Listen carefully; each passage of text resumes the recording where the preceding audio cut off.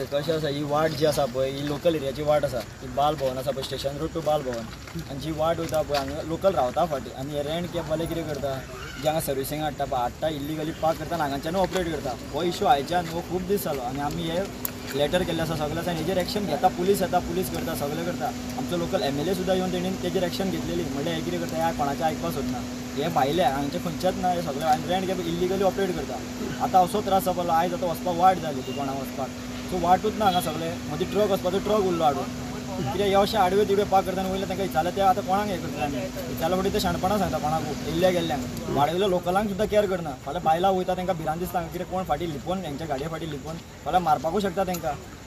कोणाक म्हणून कितें आमी हें करतले कितले फावटी आमी पुलिसांक हें करतले ते आपलें काम करूच आसा पण ट्राफिकूय आपलें काम करता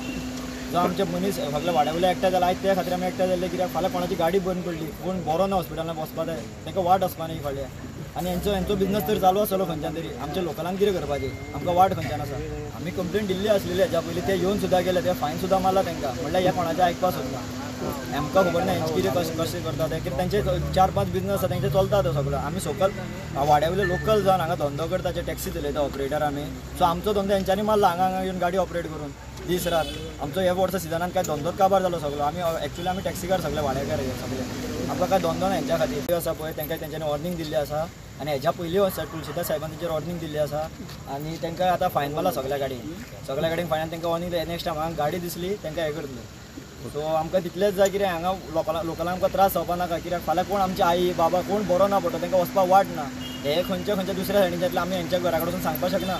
बस म्हणून